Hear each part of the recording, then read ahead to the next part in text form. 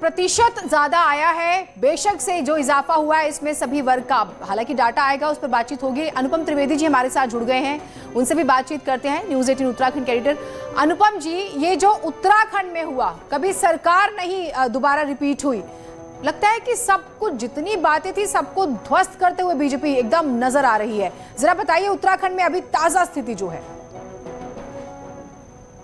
बिल्कुल जीना, तो आपकी बात ठीक है। ये हमेशा एक मिथ बना रहा। ये 5वां चुनाव है उत्तराखंड का। पिछले 4 चुनाव में कभी भी कोई सरकार दोबारा रिपीट होकर नहीं आई, और यही वजह है कि बीजेपी के दिल की धड़कनें भी बढ़ी हुई थी। यहाँ तक कि हमने देखा पिछले कुछ दिनों में पार्टी ने किस तरीके से इसकी भी तैयारी कर रखी थी। अगर कोई हंग असेंबली ऐसी सूरत होती है तो सरकार कैसे फॉर्म करनी है। खुद पार्टी को भी अंदाजा नहीं था कि इतना तगड़ा अंडर करंट उनके फेवर में हो रहा है उत्तराखंड में। ना इसका अंदाजा बीजेपी ने लगाया, कांग्रेस ने लगाया था। देखिए कैसे दिग्गज नेता हरीश रावत चुनाव हार गए अपनी सीट से, लाल कुआं से जहां से वो लड़े, उनको अंदाजा नहीं था। बल्कि वो अपनी पुत्री के लिए थोड़ा शंकित थे, जो अनुपमा रावत हरिद्वार ग्रामीण से लड़ी हैं चुनाव, और अभी अभी खबर आई है कि वो चुनाव जीत गई हैं। वहाँ जो सरकार के मंत्री थे यतीश्वर आनंद, वो चुनाव हार गए हैं।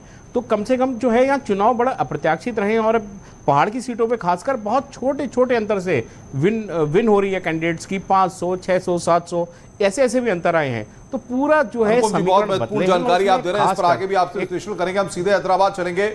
लाइव रिजल्ट हब में हमारे साथ बातचीत करने के लिए चांदनी वहां पर मौजूद हैं। चांदनी, अगर बात करें 403 सीटों की, तो 403 सीटों में से कितनी सीटों के परिणाम अब तक आ चुके हैं, कितने के रिजल्ट आ चुके हैं, और क्या तस्वीर है, जरा आप बता पाए तो वहां पर देखकर बताइए जरा।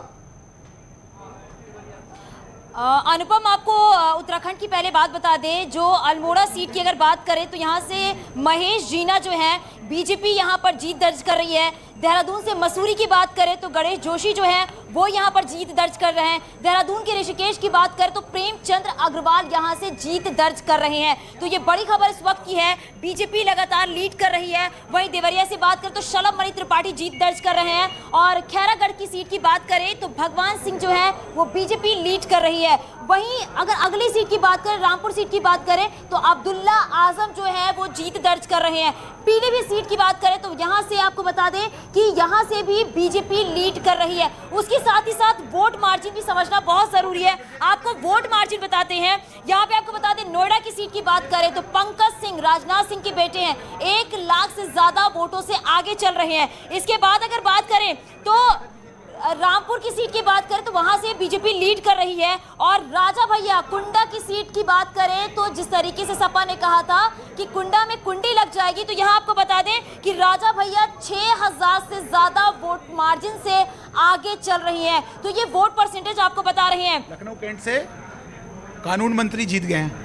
और लखनऊ की कैंट सीट की बात करें तो ब्रजेश पाठक जीत गए हैं। ये बड़ी खबर इस वक्त की है, और 42,000 वोट मार्जिन यहाँ पे देखने को मिल रहा है लखनऊ की। बिल्कुल चांदनी, हम आएंगे आपके पास। मनोज रघुवंशी जी।